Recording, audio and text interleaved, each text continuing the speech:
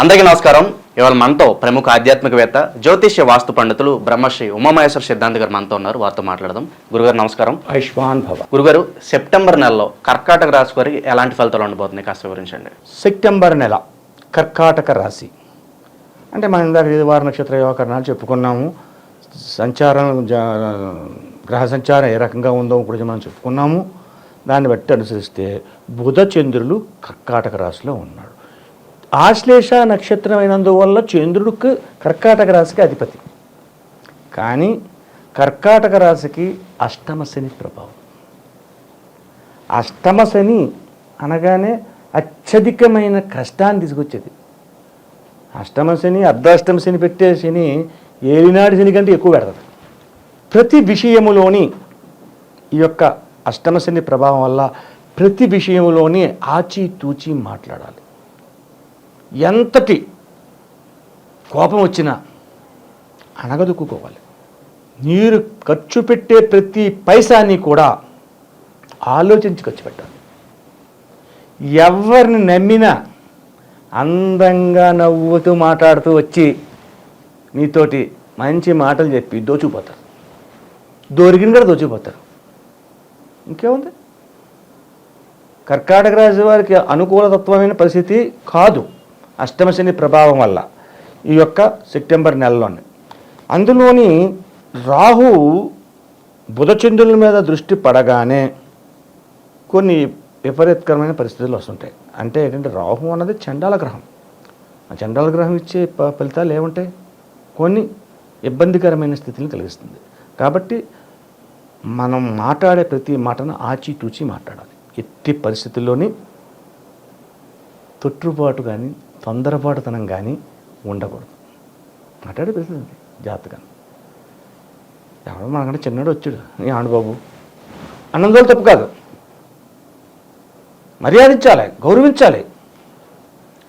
ఆ అవతలవాడు గౌరవించకపోవడం ఆడి సంస్కారాన్ని బట్టి ఉంటుంది.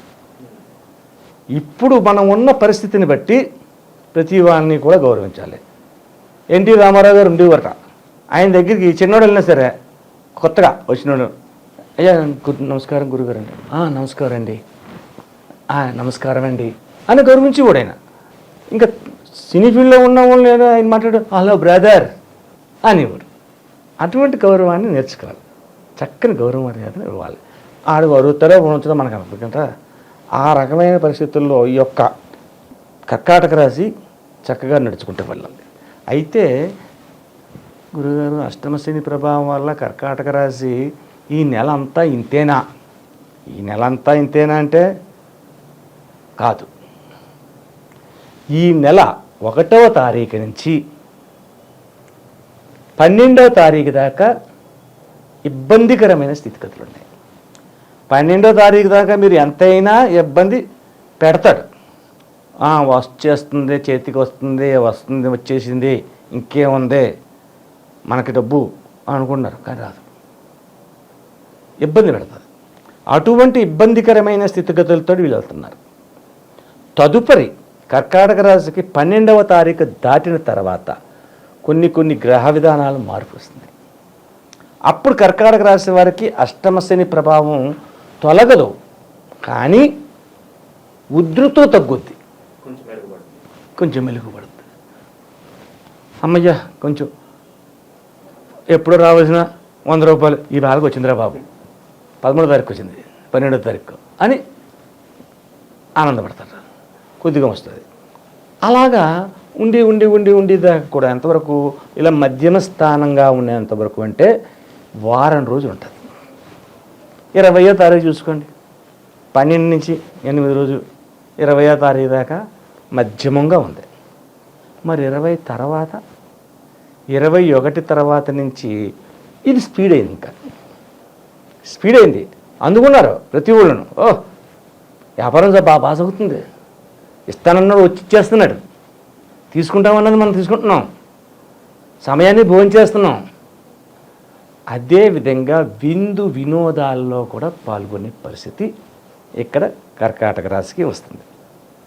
విందు వినోదాల్లో పాల్గొనడం, శుభతత్వమైన కార్యక్రమాల గురించి ఆలోచించడం, శుభకార్యంలో ఆలోచన చేయడం, అటువంటి చేయడం. అలాగే దూర ప్రయాణములు చేయడం. అయితే దూర ప్రయాణాలు చేస్తున్నందువలన వచ్చిన విధానం ఏంటంటే రాహు దృష్టి ఈ కర్కాటక రాశి మీద ఉంది కాబట్టి ప్రయాణాల్లో అత్యంత జాగరూకతను తీసుకోవాలి. ప్రయాణంలో చాలా జాగ్రత్తగా తీసుకోమాట. గబగబా చేద్దాం, గబగబా పరిగెట్టెక్కేద్దాం ఒక బస్సుని లేకపోతే ఒక ట్రైన్ని. ప్రయాణాల్లో దూర ప్రయాణాలు చేయవలసిన అవసరం ఉంది. పుణ్యక్షేత్రాలు తిరుగుతారు, అంతకంటే ఏముంది? పుణ్యక్షేత్రాలు తిరుగుతున్నారు. పుణ్యక్షేత్రాలు తిరిగినప్పుడు అక్కడ ఎవరున్నారు, ఏం చేస్తున్నారు, ఏంటి కొద్దిగా ఆలోచన దృక్పథంతో చేయాలి. ఇటువంటి పరిస్థితుల్లో ఉండగా భార్యాభర్తల మధ్యన మొట్టమొదటి 12 రోజులు కూడా ఎడముఖం పెడముఖం అన్నట్టుగా కొంచెం కుట్లాడుకున్నా, కొంచెం తిట్లాడుకున్నా, కొంచెం ఇబ్బందికరంగా లేకున్నా. ఇప్పుడు ఏంటంటే ఇంటి మగవాడికి యాజమానికి ఆదాయం లేకపోతే బయటే కాదు ఇంట కూడా విలువ తగ్గిపోద్ది. కాబట్టి ఇటువంటి వాటిల్లో కొంచెం ఇబ్బందికరమైన పరిస్థితులు ఉన్నా ఆ తర్వాత నుంచి అన్నీ కూడా మెరుగుపడుతుంటాయి. భార్యాభర్తల విషయం ఎలా ఉంది. ఇక విద్యార్థుల సంగతి ఎలాగుంది? విద్యార్థుల సంగతి బాగుంది. ఈ యొక్క విద్యార్థులు అనగానే ఏం జరుగుతుంది ఇక్కడ? వాళ్ళ జాతకాన్ని వాళ్ళు నడుపుకోవట్లేదు, వాళ్ళ జాతకాన్ని తల్లిదండ్రులు నడుపుతున్నారు. వాళ్ళని వాళ్ళు పెంచుకోవట్లేదు. విద్యార్థులు ఎవరో వాళ్ళని వాళ్ళు పెంచుకోరు. వాడు కష్టపడి పార్ట్ టైం జాబ్ చేసి ఆ డబ్బు తెచ్చుకుని చదివించుకుంటున్నాడా? చదువుకునే వాళ్ళు లేరా అనొచ్చు, ఉన్నారు, కొద్దిగా ఉన్నారు. కానీ ఇప్పుడు చదువుతున్న కుర్రవాళ్ళందరూ కూడా తల్లిదండ్రులు కాబట్టి వాళ్ళ చదువుకి ఏం లోట్లేదు. ఆ ఏడు పేద ఇల్లు పడుతున్నారు తల్లిదండ్రులు. అప్పు చేసుకుని వచ్చిన ఆ రోజు ఆయనకు కావాల్సింది ఇవ్వాలి సెప్టెంబర్ నెలలో. ఈ సెప్టెంబర్ నెలలోనే మళ్ళా పరీక్షలు ఉంటాయి నెలకి. మార్చిపోతే సెప్టెంబర్ ఉంది కదా అని లెక్క ఉంది. అప్పుడు ఖర్చు అటువంటివి ఉంటాయి. కానీ విద్యార్థులు ఉత్తీర్ణులు అవుతున్నారు. సెప్టెంబర్ నెలలో విద్యార్థులందరూ ఉత్తీర్ణులు అవుతున్నారు, యోగదాయకమైన స్థితిని పొందుతున్నారు. కాబట్టి కర్కాటక రాశి వారికి కలిగిన విధానాన్ని బట్టి చూస్తే కొంచెం ఇబ్బందికరంగా 12 రోజులు ఇబ్బందికరంగా ఉంది. ఆ తర్వాత నుంచి శుభదాయకమైన ఫలితాలు కొంచెం వారం రోజుల తర్వాత ఇంకా శుభదాయకమైన ఫలితాలు పొంది ఒక కట్టుబడి అమ్మయ్య పడ్డామరా బాబు, నడుము ఇరిగిపోయిందేమో అనుకున్నాను, ఎరగలేదు అనే భావం వస్తుంది. కాబట్టి ఈ రకంగా ఉన్నవారు ఈ అష్టమ శని ప్రభావాన్ని తొలగించుకోవాలి అంటే ఏం చేస్తే అష్టమ శని? అయితే ఒక జ్యోతిష్యుడి దగ్గరికి వెళ్ళి, ఒక ఆస్ట్రాలజర్ దగ్గరికి వెళ్ళి ఒక రత్నాన్ని అడగండి మీ జాతకాన్ని బట్టి. ఇప్పుడు ఇది గోచారం వల్ల మీకు రత్నాన్ని చెప్పడం కుదరదు నాకు.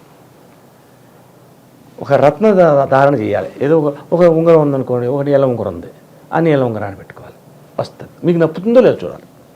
అష్టమ శని ఉంది కదా, ఏలినాడు శని ఉంది కదా అని పెట్టేది కూడా కాదు, మీ జాతకం వస్తుందో లేదా అది చూసి ఆ రత్నాన్ని ధరించండి. అది బంగారంలో ధరించాలా, వెండిలో ధరించాలా, రాగిలో ధరించాలా అనేది కూడా వాళ్ళు చెప్తారు.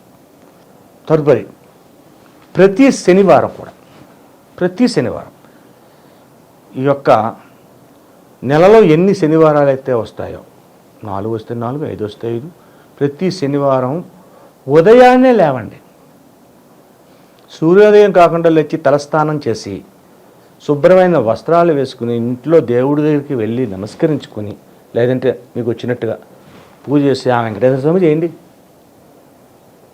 శనివారం కాబట్టి ఆ వెంకటేశ్వర స్వామికి పూజ చేసుకుని తర్వాత శివాలయానికి వెళ్ళండి. నవగ్రహములు ఉన్న శివాలయానికి వెళ్ళండి. నవగ్రహముల చుట్టూ 9 సార్లు ప్రదక్షిణ చేయండి.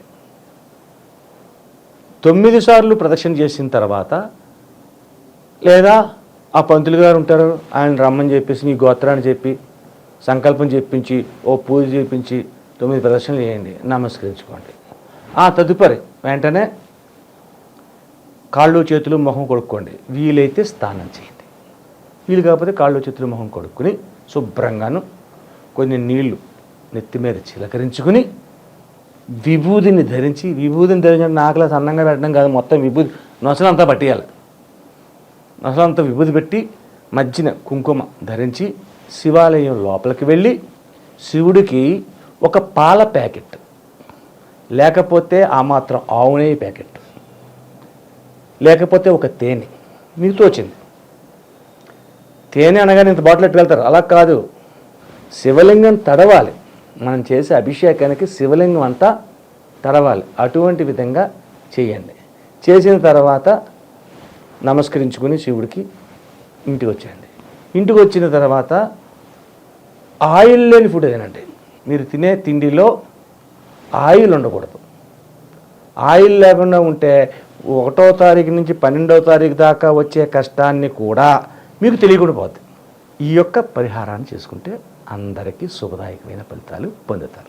సెప్టెంబర్లో కర్కాటక రాశి వారికి ఎలాంటి ఫలితాలు ఉంటాయి, అలాగే వారు చేసుకోవాల్సిన పరిహారాలు తెలియజేసినందుకు ధన్యవాదాలు గురుగారు. ఆయుష్మాన్ భవ.